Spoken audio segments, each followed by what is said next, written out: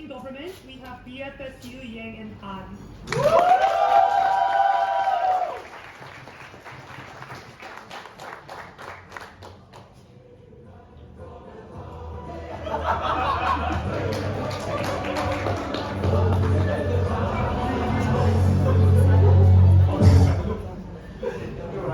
On opening opposition, we have Keio, Sadaoka, and Smith.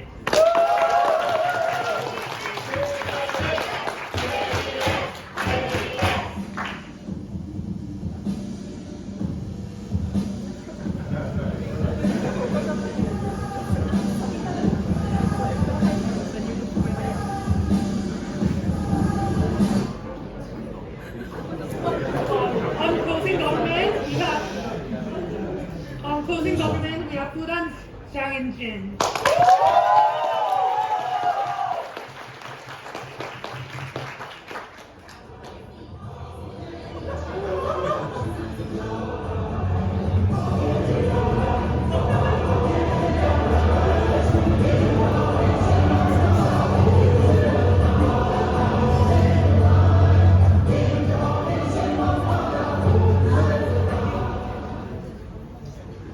On closing opposition, we have Tokyo, Kajitani, and Saito.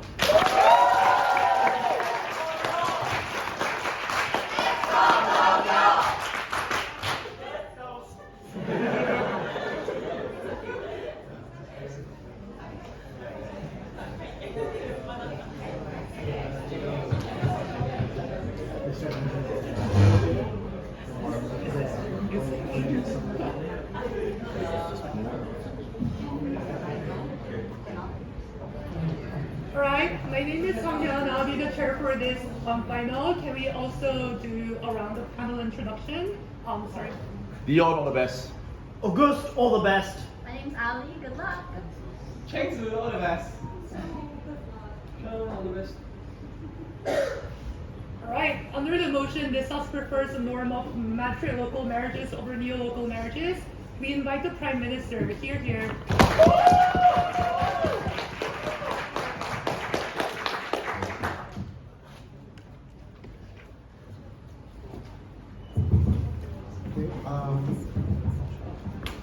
Before dealing with my speech, I want to say some thank you words. I haven't written it yet. But first of all, I want to say my sincerest gratitude towards all our Chinese friends and debaters who traveled all the long way to Krabi to complete this year's of ABP. It's a really fantastic journey for me. Actually, it's my first international major. And second of all, but the most important thing is that we're coming from Beijing Foreign Studies University, English Debating Society. It generally is definitely one of the best English debating societies in the mainland China. It has changed my life in many unexpected ways. Although none of our school members are on the occasion, they are with us wholeheartedly.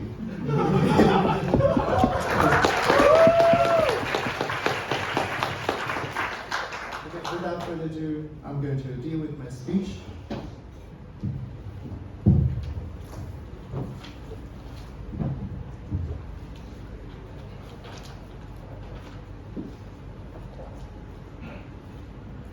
Three categorizations about matrilocal marriage law. Number one, after getting married, the couple would reside with the wife's parents, moving to their wife's parents' house, for example. Second, this is the norm. This means two things. First of all, the whole society encourages all families to do so. And second, it's deeply rooted in a society that is factually changing people's residence models. That means in factual, we actually have more people following this norm, putting them into practice. And thirdly, this norm also emphasizes on the distribution of child rearing between both the man's family and the wife's family. For example, women's family will be in charge of taking care of the children. However, the man's family will also be in charge of, for example, providing the financial aid for the child rearing. So this is still an equal mode. But moving on, Neolocal mode actually looks like the couple would, for example, buy or rent a new residential place after they get married, moving to a new place, and move away from the original natal relatives from their family, and start a separate home away from their own relatives, such as parents, right? But moving on, we think the modern relationship claims to have equality for both sides of the relationship. However, in fact, this is not equal. In a status quo, female members of the female spouses of the relationship are disproportionately responsible for both the child rearing and the bread earning procedures in lots of modern societies. When the newly married couples have their own family, the most likely case is that male have more power because of the better financial status, whereas women have to take the unequal division of labor. They have double responsibility in terms of which, first of all, they have to rear the child because they are the mom. Secondly, they have to also work because the income is really limited. So what we want to tell you is actually three things in this debate. First of all, this unequal division, this proportionally portioning women, is more likely to be changed in our matrilocal mode. Second of all, even if we cannot make the thorough changes, at least the matrilocal mode can protect the women spouses in a relationship better marginally. And thirdly, the last practical financial eases will also be proven to you, like why the newly married couples will have less financial burdens following our norm actually. Then, why we think there will be more independence for women in terms of financial status, especially in outside the house? Look, the status quo looks like the women today are still stuck in a domestic sphere for two reasons. First of all, the social norm tells them that you have to raise the kid because the kids naturally have better relationship with the moms. But this norm happens actually for structural reasons because you have to have one member at home to take after the kids. But in most of the separate homes, this means that the women are likely to take the kid instead of the husband. But if we can have more parents and the mom's family to take care of the kids, there will be more room for the mother to go to work and have more promotional opportunities. And secondly, women with working mothers actually at work, they have fewer chances of promotion. For example, when the whole HR department is sifting out your CV, if you are having the identity of being a mom, you're more likely to be denied the job opportunity or a lot of promotional chances for a lot of structural reasons we have all familiar with. Therefore, in outside the house, the labor of raising a kid is actually partially outsourced to the parents. This is likely to be true for three reasons. Number one, the grandparents, usually after their retirement, they have better time and energy to raise up the kids. And number two, most of the grandparents, they love the daughters, right? We do not talk about extreme conditions in which daughters are not loved at all. But for this genealogical relationship between wife's parents and wives, grandparents are more likely to have incentive to help the daughters to take care of the kids. And thirdly, those grandparents will see that the higher income for both, let's say, the double earning family is actually a good thing for better child rearing, for example, better educational opportunities for their children. So they will be more willing and happy to do that. The impact is really simple. The women have fewer burdens in the family and because they outsource some of the responsibilities to the wife's parents. But note here, this is not to say that women's families are still disproportionately taking the responsibility of child rearing. Because in outside of the house, the men's family are still likely to take the burden of, for example, financial aid towards child rearing. This is still likely to be an equal distribution. Then this further brings more opportunities in work, especially for women's spouses. This looks like, number one, you have more promotional chances if you can have more time and energy put into work. And secondly, you have more equal positions in the family compared with the husband if the wife has actually generally the same amount of income as the husband, right? But moving on, even if you do not buy that piece of argument, we can still say that we can still protect generally better protection of the female spouses, even if females are still denied for a lot of opportunities in work in outside the house. Why is that true? The general reason is that wives' parents have more incentive to protect their daughters. These look like two things. First of all, the daughters have a really strong genealogical advantages with their parents. All the parents love their daughters, as is the most normalized cases, right? So this secondly means that we have more checks and balances from the women's families in terms of taking after the women from being harmed or family violence from the parents, right? From the husbands. If the opposition tries to say that, okay, in the poorest areas, wives are still harmed by the toxic family norms anyway, we think this is not any debate, right? Because in extreme conditions that torture women, both of the norms in the debate are likely to harm the female members anyway. But we are only talking about the vast majority of women who are suffering from the invisible discrimination and unequal distribution of labor in the society, right? So in this regard, even if we cannot change the distribution thoroughly, we can still protect the women better from the family violence. Note here, this is really important. Unequal distribution of labor is the hotbed for a lot of family violence to happen. If we cannot prevent the unequal financial status from being eradicated, we can at least prove to you that when the whole family is moving towards the women's house, it's actually more likely for the women to get protected directly by the check and balances systems from the women's families, right? But why is this unlike the opposition side of the house? The general reason is that in a new local home mode is unlikely for two reasons. Number one, women are unlikely to have real close contact with the parents. This means whenever the emergency happens, such as family violence, it costs them more energy and time to get some help from the family. And secondly, when women are away from family, this daily check and balance system from the parents upon the behaviors of the husband is totally absent. These are all the possible hotbeds for a lot of family violence. And finally, if it's not by those kind of bigger societal changes, we can still provide you with fewer financial burdens. We can still provide you with your practical benefits. That is the fewer financial burdens on the newly married couples. Note here, starting up a family, or especially a separate home, means extra large cost. This looks like, for example, you have to rent or buy a new home, which means a lot of burdens for a newly married couple. And second, you raise a child together, all the burdens are upon yourself. This is really important. If we outsource the cost of buying a house or renting a house to the families and also getting the financial aid from the both families, it means fewer financial burdens for the newly started couples. This is really important, especially during the recession of the economy. The couples need to have better conditions for taking care of the children and looking after each other. Based on that, proud to propose.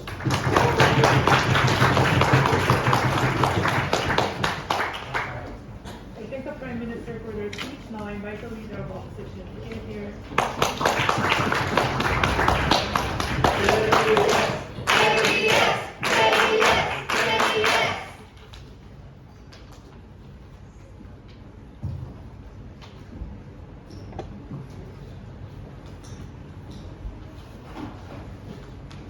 If you have POIs, please just stand up. I'll try to take them from closing.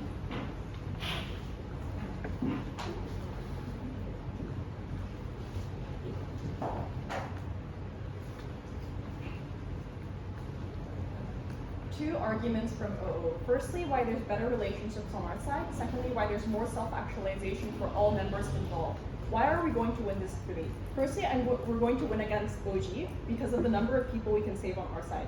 They can only help women in sexist households. We're going to tell you that this doesn't change anyways, but we all protect all members, including parents, families, both husband and wife. Secondly, we win in terms of certainty. I think better relationships that we're going to explain exist in all contexts, whereas government can only claim their benefits in sexist households.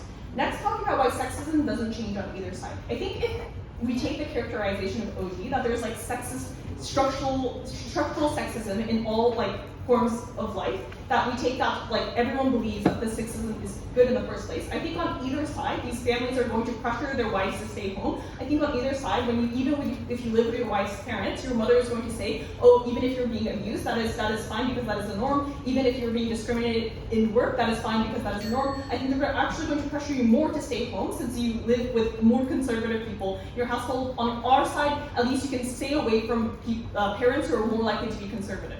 Okay. First argument, why there's more relationship problems in government paradigm, why it's better on our side. I think a good, long-lasting marriage and relationship is determined by how you resolve conflicts. Even if you have a happy marriage, even if you have more resources, if you cannot solve your conflicts, it probably means that it's not sustainable, it probably means that you're going to be divorced and unhappy. Firstly, I think there's an imbalance of power more on government side. I think the wife, as government says, relies on their parents more for emotional support, for like resources and stuff like that. I think in that situation, the husband just cannot feel like they can speak up. I think they feel indebted because they're under their house, they're using their resources and stuff like that. I think that is the point when they cannot speak up, even if there's a small problem, and I think that leads to less sustainable relationships because you cannot talk about the problems when they happen, if they blow up in your face later on. On opposition comparatively, you can easily speak up because it's an equal partnership, right? I'll be telling you why there's more equal partnerships on our side, but it's likely that problems surface early on and there's likely to be faster discussions on our side because no one feels like they're indebted to the house, indebted to the rules, indebted to all the resources that the family is giving. Secondly, there are more people involved in this fight on government side that leads to more instability, right? On government, the wife's family likely enters the conflicts as they explain. It's likely that they're going to talk about how you should spend your household expenses, or where you spend your money, or how you raise your children. It's likely that they enter the discussions, therefore there's going to be more instability, more things that you have to consider, which leads to longer and prolonged conflict. Note, your parents are likely to have very different values from what you have because they tend to live in a time that you didn't live in, more conservative values. It's likely that they're going to tell you the husband should provide or the wife should stay at home and stuff like that. On our side, there's only 2 people involved in conflict, therefore you can solve it easily because there's less people involved, there's less values involved, there's less conflicts that you just have to solve, therefore there's better relationships on our side. The impact here. I think firstly, problems are likely to arise earlier and discussed earlier. Why is this important? Firstly, because this is important because it's crucial for a sustainable relationship, right? On government side, these problems just blow up in your face later on when the husband cannot take it anymore. On our side, you're likely to be able to speak up more, therefore solve these problems earlier. Secondly, you're able to solve conflicts better on our side because there's less people involved, less values involved, therefore you can discuss in a faster and clearer manner. Next, going on to how there's more flexibility in life, there's more self-actualization for all. I think there's less flexibility for the husband and the wife in that household, right? This is because you have to live in your parents' house. There's 2 restrictions here. Firstly, geographic restriction. If your wife's family lives in a rural area, even if your job is in the city, you have to move there and live with them, which is a just overall large restriction on your life. But secondly, there's restrictions on time, right? You have to actively communicate with the family members in order to keep a nice, a good, communicative household. You probably have to spend all this time talking about where your child is or what you're doing that day, which is a lot of time spent on things that you could do use better on our side. What happens on our side? You're more likely to be able to choose where to work, where to live, how to raise your child. You can spend all this time you have discussing with your family on things that make you happy. I think you're not restricted by your family's, by the wife's parents, therefore I think you just get more self-actualization, more happiness on our side. Why is this important? We believe this is important because of where you live, what jobs you have, directly affect the quality of life. Even if you have a dream to be an independent woman in the city, because your parents live in the rural areas, you have to go there and work. Even if the husband wants to play, I don't know, travel a lot, you can't do that because you have to live with your parents' life because you have to consider the schedule of everyone involved in your household. Secondly, we believe there's less flexibility for the parents as well, right? This is firstly in terms of resources. Probably, as government said, they're going to spend a lot of time and resources on helping the family, on raising their child and stuff like that. It's likely that this money can be spent on our side on retiring faster, or spending on just things that make them happy, or things being able to rest in general. I think these restrictions are probably going to exist more on their side. We help parents better because they're less stressed, just have more time on their hands, and there's less restrictions on resources. Okay. Next, going on to why it's likely to be more equal on our side. I think,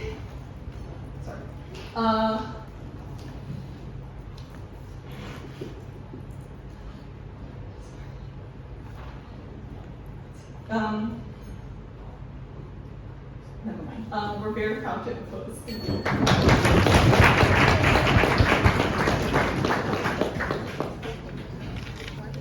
think the leader about to further speech. Now I invite the Deputy Prime Minister to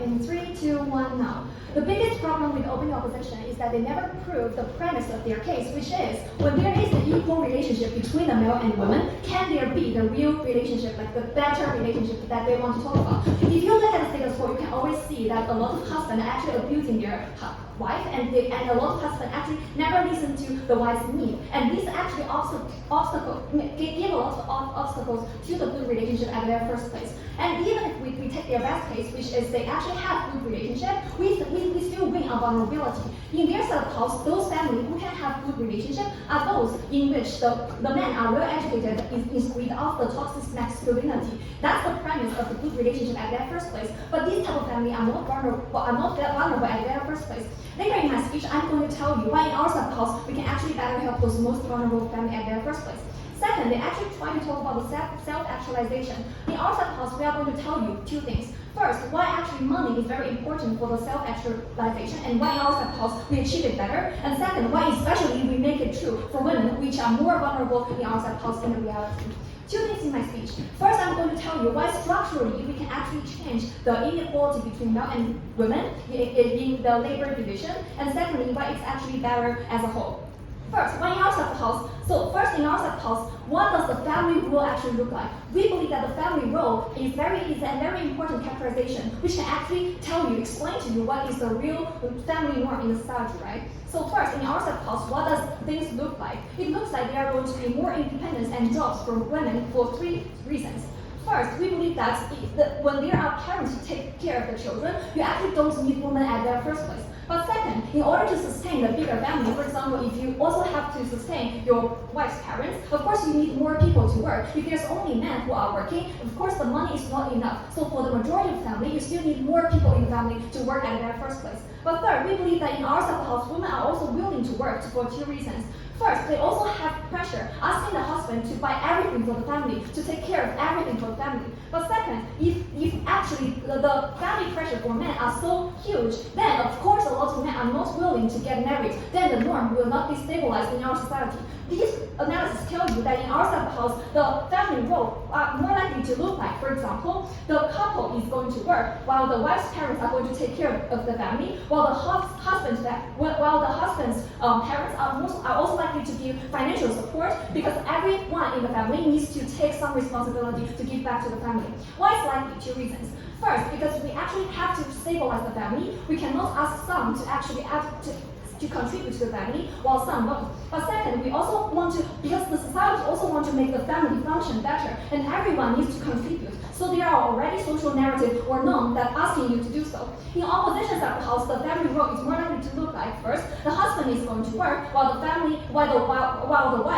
are going to take care more of the household things because in their house, in order to take care of the child, they need someone with all the parents' help. Who can that be, right? For a lot of people, they don't have the money to hire someone to take care of their children at their first place.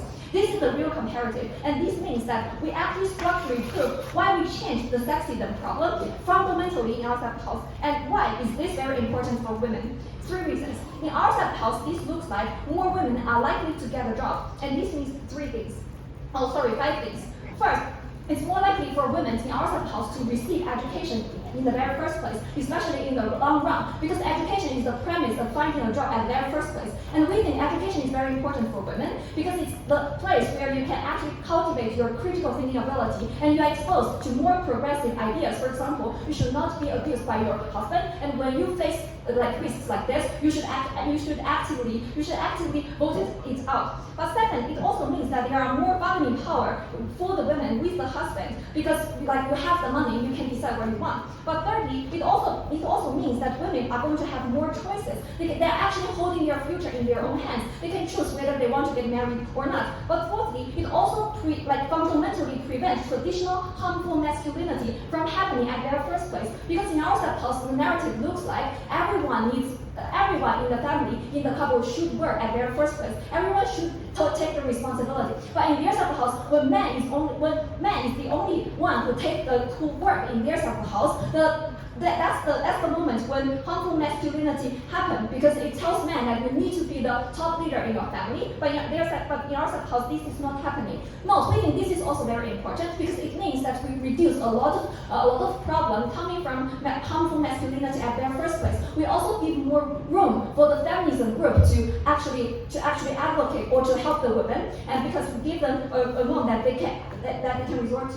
But fifthly, we think it's also very important because when women are receiving education or are actually working, they can actually get more friends. We say friends is also very important because in their house, because friends are the one who can actually accompany them and actually can provide them better mental support when, for example, they are really suffering from the husband abuse and things like that. We say this is also very important and something important for women as well. And then we are going to tell you why actually in our house, those parents can also live harmoniously and have effective communication between family members. And this is also direct engagement with open composition. I'm going to take closing. If you want to outsource your labor, why can't you live with the husband's family so that women can actively detach from the role of taking care of the household?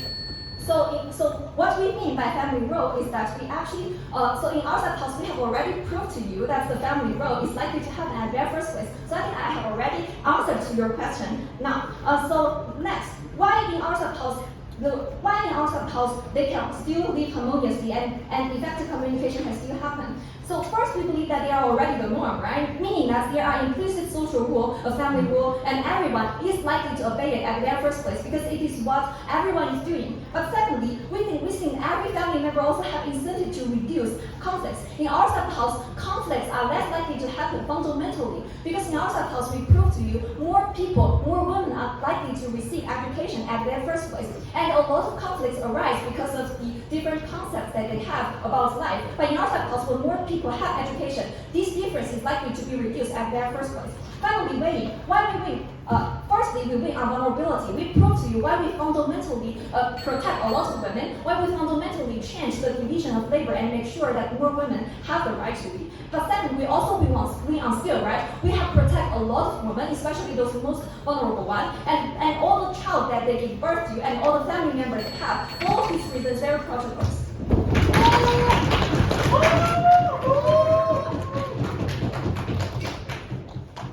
I thank the Deputy Prime Minister for their speech. Now I invite the Deputy Leader of Opposition to adhere.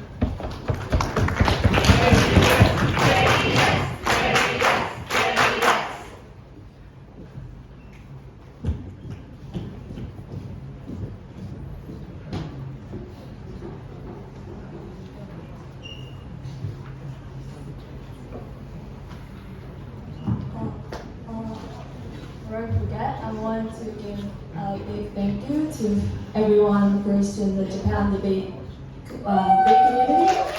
I think I am very lucky to be in such a warm community. I also want to give a shout out to my partner, Lisa, who thought this was an online tournament. She didn't know it was in Thai, so I really had to kind of drag her here. So yeah, I'm very, very thankful for that.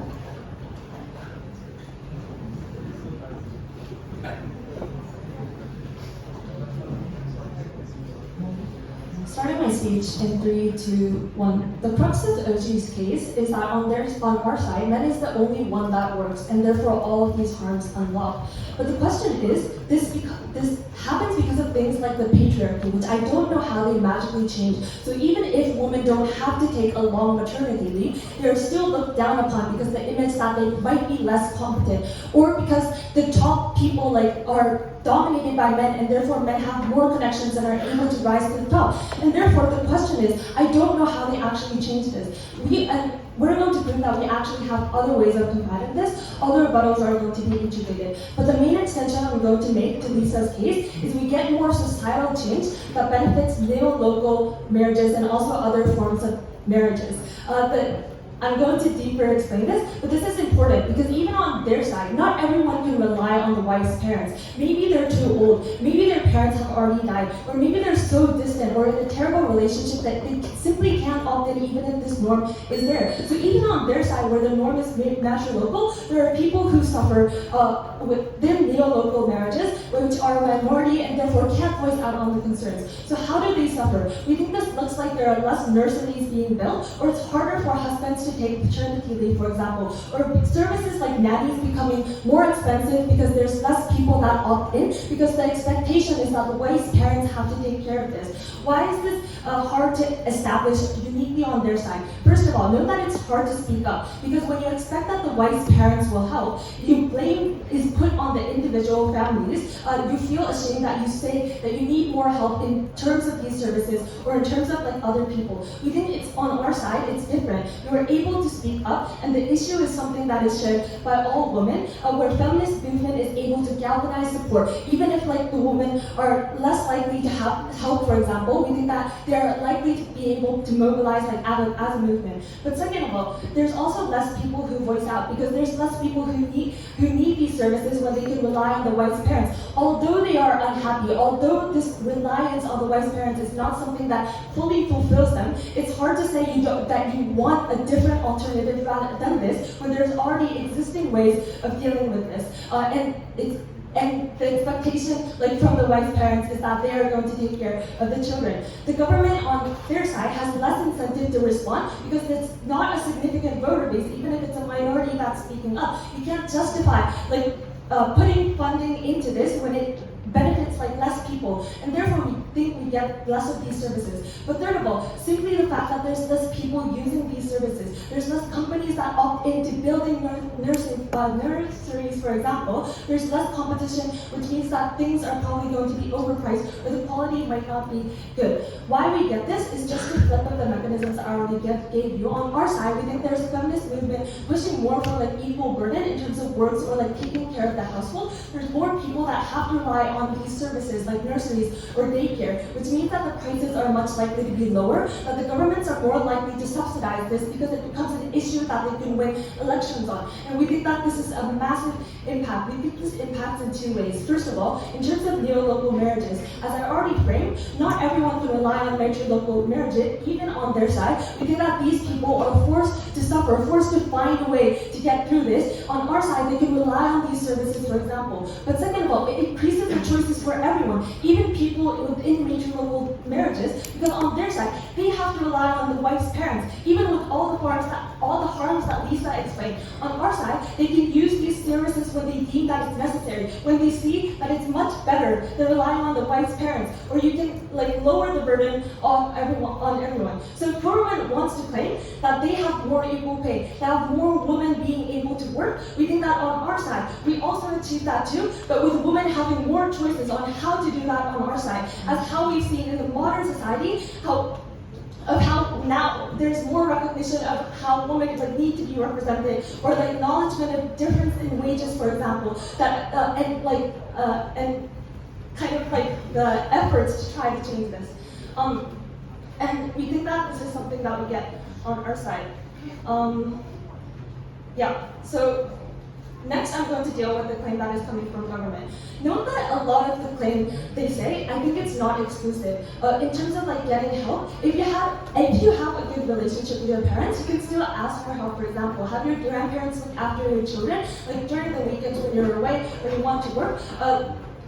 Your parents like sending you foods or like shopping stuff, and we think that this still can happen on our side. And therefore, they don't really have an exclusive benefit. Government has to prove why they have to live under the same roof and share food every day. We think that that results in the harms that Lisa explained in terms of the relationships.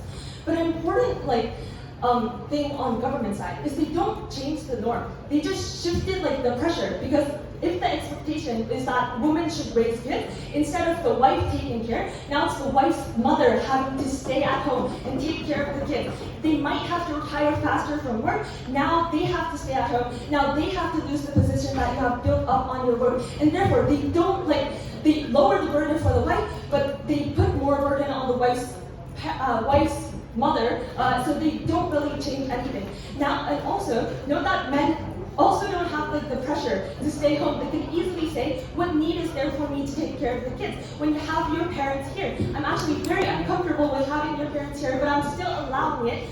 Why are you still asking me to help? We think that this justification is okay. Before going on, I'll pick you up. Outside of the house, women's families are still likely to afford the nursery services if it's affordable. Why is it unique that only you have this cheaper services?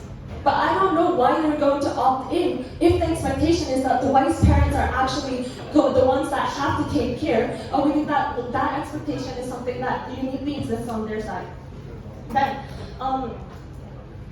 so finally, weighing of why maintaining relationship is something that is important, which Lisa explained to you. First of all, this is something you go through every day, and expect a large range of people. It's constant stress of not being happy, having to doubt if this person is right. Even if you love the other person, you're stressed because you don't get along with the wife's parents, for example, and you can't opt out because you depend on them for them to take care of their children. We think that this is harmful. But second of all, on both sides, there's also pressure to marry. There's stigmatization of when you divorce, for example, and therefore it's probably difficult to opt out. Even if you are in a bad relationship, you constantly feel unhappy. We think that this is a problem you can't solve with any any other way, and therefore it's something that you should weigh in this debate, and therefore proud to oppose.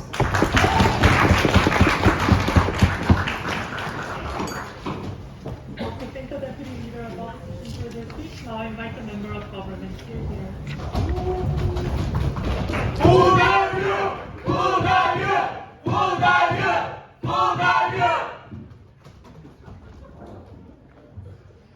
Thank you so much. First, a few pieces of shout out. First, to my beloved China debate community. It has been such a fun journey, and I especially want to thank my fellow debaters Carol, Elle, Ray, Ivy, Alex, Musky, the MASD kids, and Betty and Andy, who are also sitting on this stage. It's been so fun debating with you, and it's so proud to have 2 Chinese teams in EFL final this year.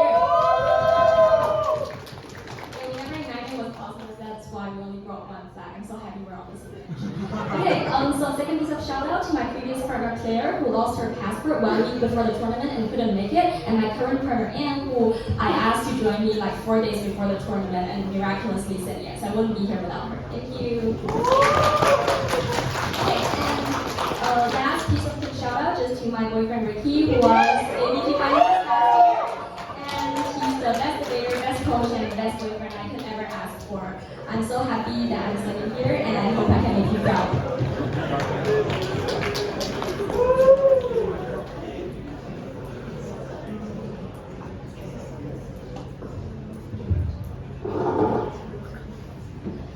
Every year in China, tens of thousands of female infants are aborted because their lives are deemed as worthless.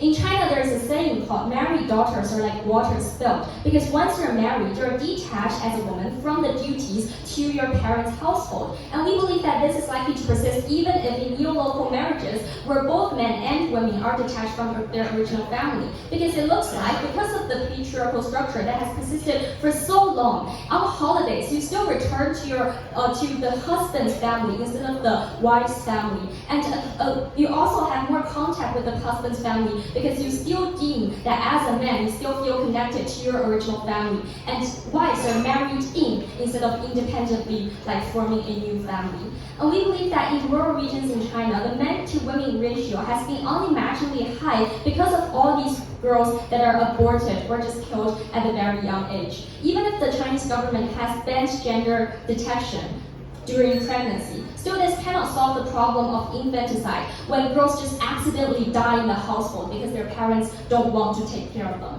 We believe that matrilocal marriages is the only way and the only force to solve this problem from its root cause. So first, our horizontal extension on why more girls are simply going to be born and why that is a good thing. So we think this is going to happen in neolocal marriages. First thing, we believe that girls are likely to be aborted because of 3 reasons. Number 1, the deep-rooted idea about girls just being inferior. Girls cannot be put on the book of family in most Chinese villages, and also I believe in a lot of conservative contexts where women are not deemed as entire human beings. Secondly, when you give birth to a girl, you need to pay for her when she starts a new family, if it's a neolocal marriage. You need to give her money, but you cannot take anything back. The third thing is just that girls, when they're not married yet, when they're in these rural households, which mainly rely on farming, they can't take much responsibility before they marry, because the mother herself can take most of the household chores in these families. And the extra girl would just mean you have to pay for her extra cost of living without getting anything in return, because the childbearing duties are often already completed by the mother, and there's literally no use for her in the household. This means that in places where division of labor is so strong and men are deemed as labor forces who can work in the factory or in the farm, but women can only stay at home, girls who are born are deemed as useless. So we think that on their side of the house, what happens is that you don't want to give birth to girls in the first place, because you have to give them money to support their lives, so you cannot get anything in return. Why does matrilocal marriage solve this problem? We think that first of all, when your daughter marries, you get a new grown-up man marrying into this family as a valuable additional labor force who helps you with all these farm works and who can contribute more to your family. So you really want to raise a girl and give birth to a girl girl in the first place because you want this additional workforce. Second of all, you have a sense that your family is being extended if you have a daughter, meaning that she's going to stay in your household for decades, meaning that you have very strong connections with her. She is deemed as part of yourself, instead of deemed as someone who would be eventually married off and who just doesn't have any connections with you. We believe that because of these reasons, simply more female babies are going to be born on our side of the house. Why is this the biggest possible impact in this round of debate? Number one, on principle, we believe in the right of life, and we don't think babies are supposed to be aborted just because they're born into the so-called wrong gender. We don't think they should take responsibility in any of this, and it's just terrible that they're deprived of their life simply because they're women. Second of all, on utility of life, we think life is infinite possibilities and freedom. The fact that you have one more girl being born instead of being drowned at a very young age means that she could potentially make her life goals. She could potentially be happy and have her freedom. And even if she's not happy, we think even in the worst case, you can opt out of life, but you cannot opt out of death. And we think we should give that freedom of choice to these female babies who would otherwise, be aborted.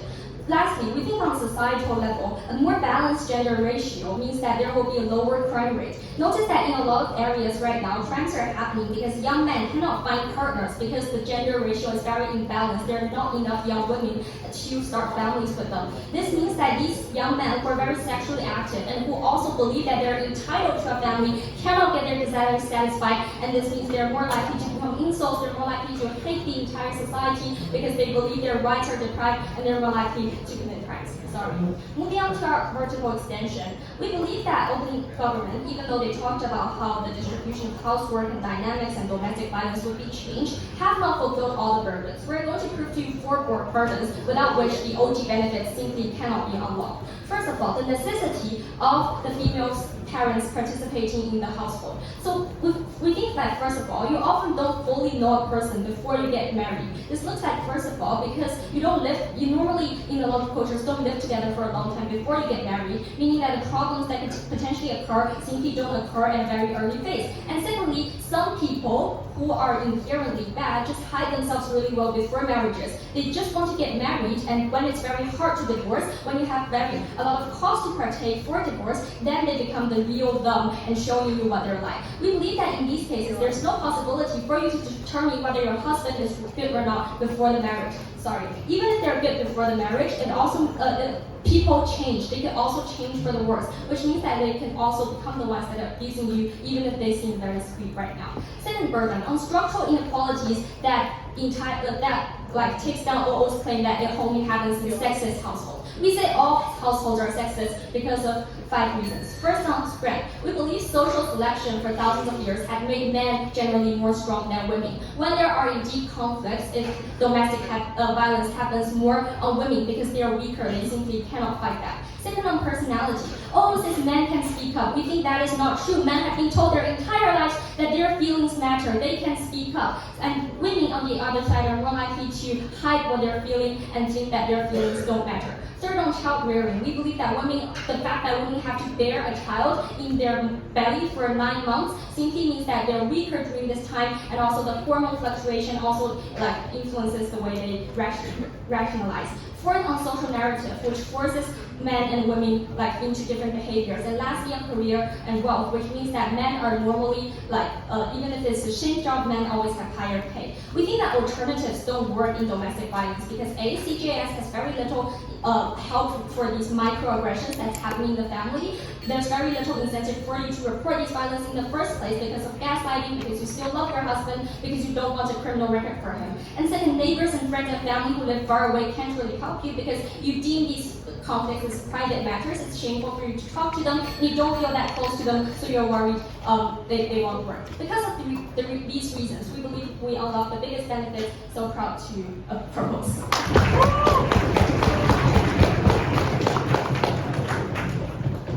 I think the member of government for their speech. Now I invite the member of opposition. Third year.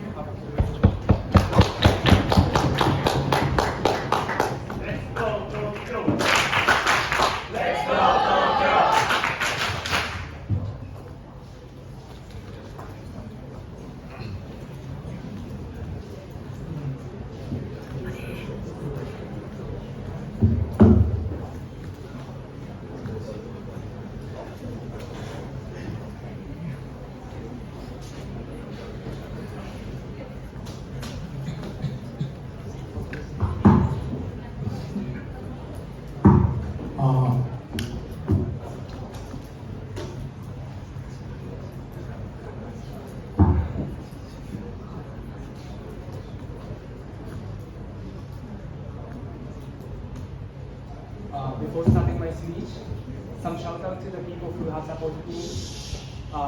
First, all the debaters from Tokyo and also from Japan. Thank you for cheering me up. Also, my parents, since I'm debating this for from junior high to this university, I'm doing debate for 10 years. My parents is financially and emotionally supporting for 10 years. And also the last three, and my teammate, and also lastly to the Mr. Murakami, also John, who is my junior high teacher who introduced me debating and who also attracted me to the debating, which is a starting point for me to join this debate side.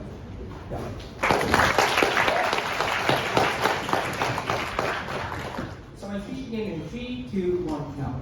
Opening how to do this debate in 2 ways. First of all, both opening events depend on the convenient characterization of parents. Oji said parents are so kind and also protective, so the married couple can get the benefit. Or on the other hand, said parents intervene too much and people cannot have a flexible relationship.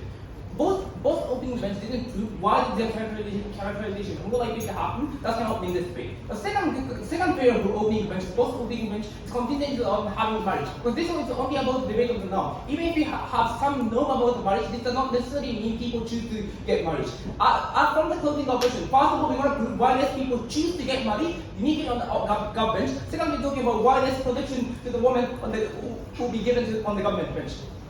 The first thing to prove is dating without marriage, without formal legal marriage, will likely to increase uniquely in the government bench. That means to say, a couple try to choose not to get married and keep informal relationship uniquely on the government bench. While this is back full way from the closing option. First of all, this leads to the mental insecurity of the people in the relationship. That's because until you formally get married, you will always have the risk of in the danger of suddenly losing the relationship. One day, if your partner say, I don't want to be with you anymore, that's the point when you lose the relationship. Yeah, we have the same list. We have some level of saying this in the marriage, but we still have possible legal protection. Second, we have the way, the emotional barrier to say that once you get married. But second, this is crucial for the people because this has the most proximate the emotion for the people within the relationship. But second, marriage also gives you the financial support. For example, from the society. For example, tax exemption or the housing allowance will be in the many society only given to the married couple. Informal couple is oftentimes not catered by the government to be the optional support given in the target of the social welfare. So the informal dating relationship oftentimes cannot get any kind of financial support. But this is also crucial because marriage also gives you much legal protection. For example, when you are in the abuse, police are more likely to be able to case your file compared to the informal relationship. In the case of informal relationship, it is way easier for the police to just say, just break up with your relationship. On the other hand, if you get married, you are more likely to be seriously taken by the police, local police service, by your abuse. This is already winning case compared to the OG. But first of all, this also increases the career choice for the woman. Because once you get married, you have financial sustainable income for the boss people. This is a tipping point for the people, women to still keep the working in any way. If you're not still sure if you get married or not, that's the point when you have to, when the women are forced to choose the unsustainable life choice and career plan uniquely on the government bench. Why people choose not to get married on their second house? For reasons. First of all, people just reluctant to live together because of because people feel awkward. But second of all, because people do not want to pay much for the wife's parents, which they have no previous relationship. Third of all, the husband also do not want to get married because if wife comes from a huge family, lots of different married couples living under the same big house, there is literally no privacy for you to be in that single house. But first of all, husband family also opposed because you do not want son to move out to the different family because it's very difficult for you to get to your child or get to your grandchild. No, this is completely different from open option because open option only assume in either side of the house people people at the end get married. But we say that people are unlikely to get married uniquely on the government bench. That's a unique contribution. We've already get over the open bench. Yeah. In government-set house, sexual abuse are less likely to happen fundamentally, even if in informal relationship. In opposition-set house, more women are coerced to opt into marriage, which can actually have a lot of bad consequences because of the bad family labor division. What is that? Okay. First of all, if you buy the case, you need to this woman get coerced into the marriage, that's the point. In that situation, that will symmetrically happen on your side of the house because anyway, that thing will happen. But anyway, that's only my second case.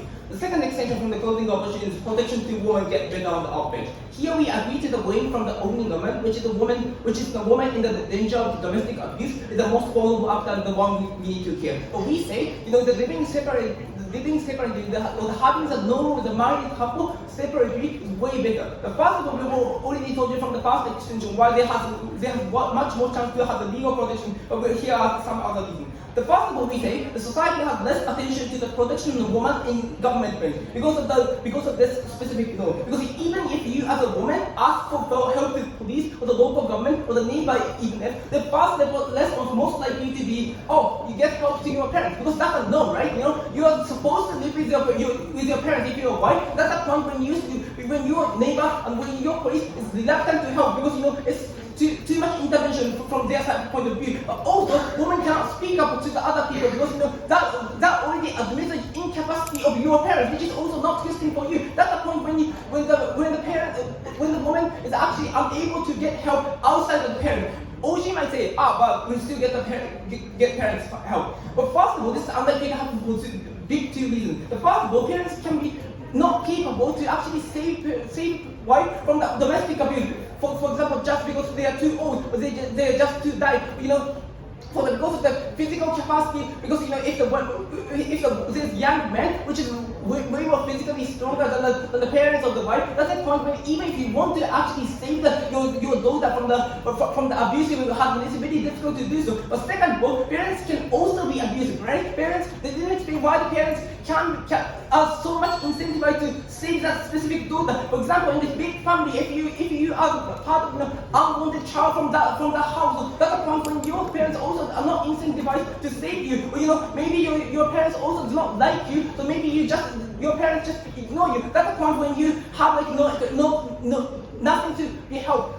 The point here is that even if you cannot get any kind of parental support on outside house, you still have a bunch of other support. You can go and get access on outside house. That's a unique tipping point because if you only depend on the parental support to counter domestic abuse, that's the point. Even if less than 80% of the wife will be like a very safe on their house. The remaining 20% will have no way to actually get safe on their side house. That's a unique tipping point on outside house because you can reach out to the police or neighbor. Also, society also be watching out if the women are in danger.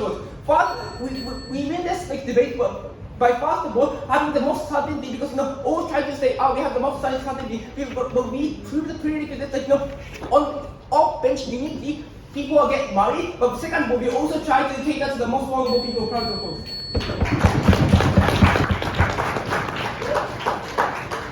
I think the member of opposition for their speech. Now I invite the vote with here. Who are you? Who are you?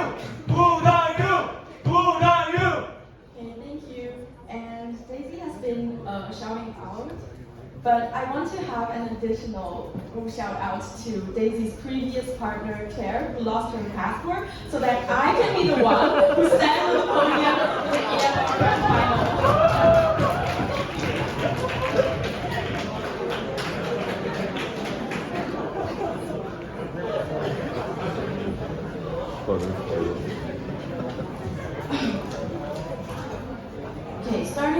Okay, here I start the fact and starting my speech in 3, 2, 1 now. The status quo is already imbalanced. That's why we provide remedy and solutions to make it right. I'm first going to engage with CEO because CEO's case is quite simple and quite defensive. Their only case is talking about how alternatives can work. But first of all, they never prove why this is mutually exclusive because a lot of the legal protections, CGS, will also exist on our side of the house. And second of all, they never prove why parents are not a better stakeholder than the CJS to protect their own daughters. But I'm going to prove to you, first of all, they actually excel in the incentive level because they are more proximate to their daughters and because they have raised raise their daughters up from the infant's period, right? And they also are feeling emotionally closer because they're bloodly connected. And also, they're taking care of them and be with them from her birth. How can you not care about when your daughters get abused, right? And secondly, parents are also better stakeholders because they have more capacity to protect their children. Notice here that the parents can actually find out whenever this is going wrong, whenever they're being abused. However, CGS, they're trying to find some clear evidence and proof,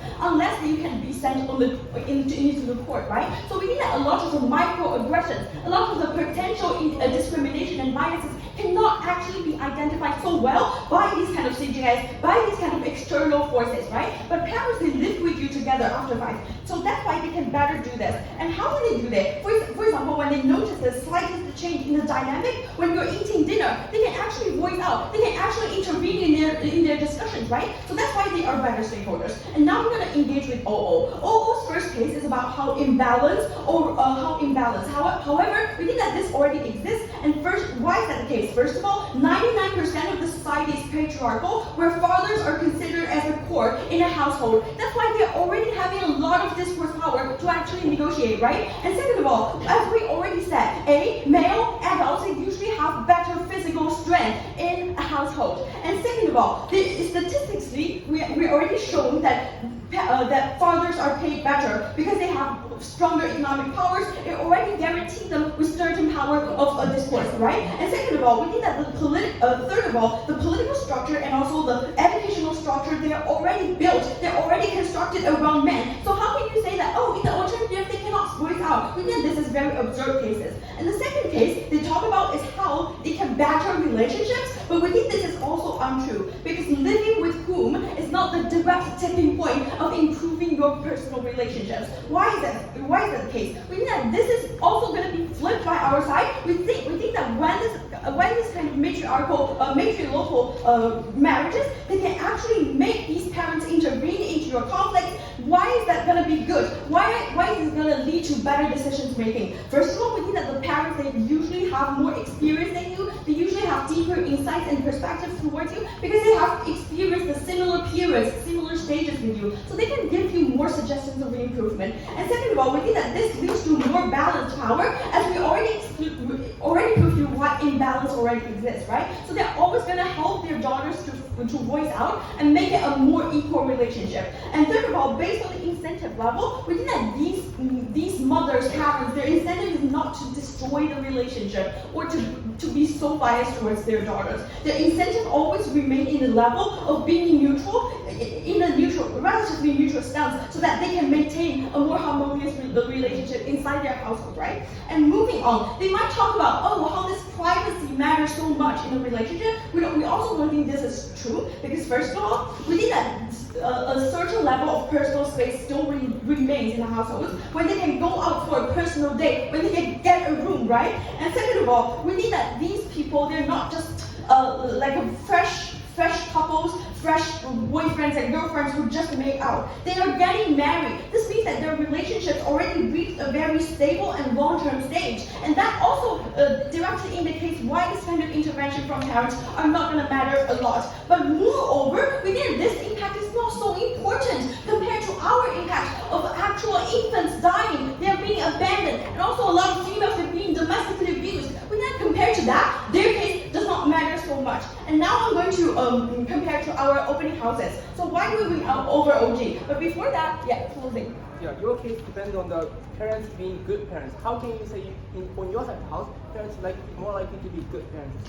Parents, of course, they are good parents. As we already said, they are bloodly connected. There's no single parent in the house that wish their daughters and sons to be bad, right? And even if there are some abusive parents, it's very, very extreme cases that only manifest in a very, very low level, right? And moreover, if they are bad like this, then it's symmetric on both sides of houses. And moving on to comparing with OG. Why do we win over them? Because first of all, OG's case is about how they can lift off the economic burdens. However, that's not comparative, because this case is very weak under opposition's attack, saying that, why don't you move to the father's parents, right? So we think that we are the only side who prove to you why the alternatives of CGI won't work, and we also prove to you how this kind of infants, female infants can be impacted, right? So how this impact can be more important than the so-called economic stability.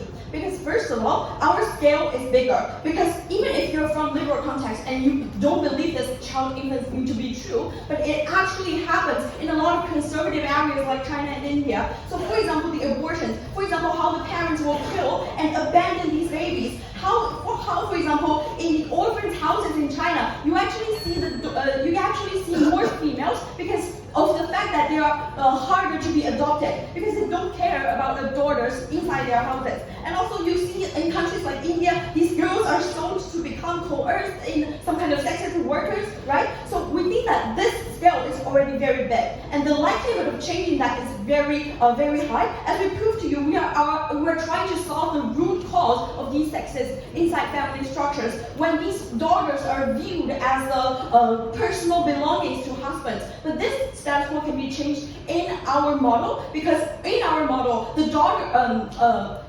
wives are not just wives. The wives are also belonging to the house as a daughters, right? So this potentially means that at the meantime, they're also a precious of their original family. That's why they're going to be valued more. And moving on, why we're caring about the most vulnerable stakeholder in this debate? Because these girls, these infants, they are thrown into the gutter when they don't even know how to walk. They are killed in the mother's belly when they don't even form awareness. That's why we need to care about them, because they don't even have the autonomy to make choices for themselves. That's why we already win. Based on that, proud to propose.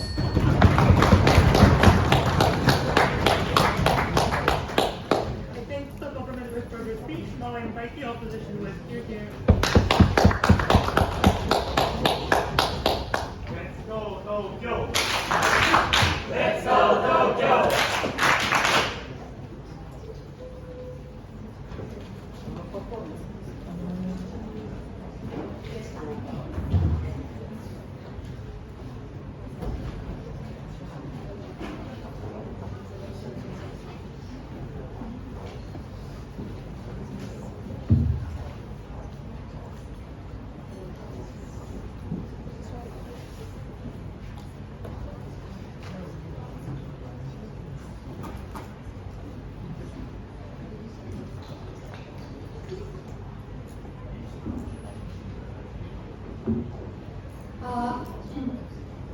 Shout out to all my friends from inside and outside Japan. Also shout out to my therapist and my psychiatrist. The reason I'm physically able to be here is because of all the support I get on a day-to-day basis. Mental health really matters. Even if you're a debater, it matters. So I hope people understand.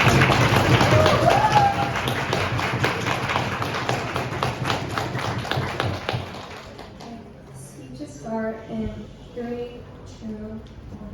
I want to first point out a very important logical consistency in the closing how they say that parents would always love their child, but this really undercuts their main case because they are talking about a paradigm where parents literally consider their child worthless based on their gender. If parents really do biologically love their children regardless, all these issues wouldn't be happening in the first place. So they have to concede to the fact that parenting and the love they have for their child runs on a spectrum. Some parents obviously love their kids, some parents absolutely hate the look of their kids' faces. Like, there's obviously a spectrum at the end of the day. So in the case that sometimes parents do love their kids, sometimes they do not, why are their kids still not good enough for them to win the debate? The first thing to know is their general idea that lots of girls are aborted even before they are born, and we change this on their side of the house. It's just a problem-solution mismatch, because I think there's various other reasons why girls still get aborted even before they are born.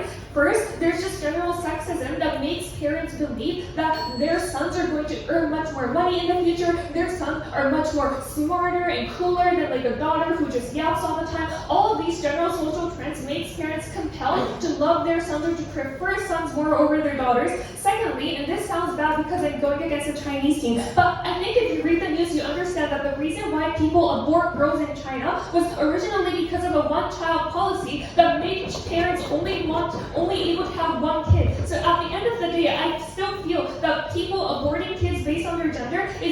think that is caused because of the fact that their girls would move out, but necessarily because of so many other societal and policy factors that they never acknowledge, right? So if the cause, and taking them at their best, if the cause for aborting girls is because they won't be a financial asset, and this changes on their side because now girls are going to carry their husbands back home with them for the future, then it's at best a symmetric harm, because on their side then nobody wants sons anymore, because if you give birth to a son, your son is not going to be a financial asset because they're going to be moving out in the future and moving over with their wives, and that's not something parents want according to their incentive. So I think for all these reasons, their case, the problem solution mismatch, even if it is a match, it's symmetrical on their side of the house because the same analysis applies to the opposite gender. Then they respond to our case by saying that, oh, the criminal justice system is not as effective, parents are better actors. Note, I already explained to you why parents are not always the good actors, but they completely strawman and neglect the nuances coming from a member's speech. We told you as a premise that people do not want to get married when you have to live with your wife's parents. This is just intuitive. You wouldn't want to live with a stranger, you wouldn't want to live with an authority figure of your wife,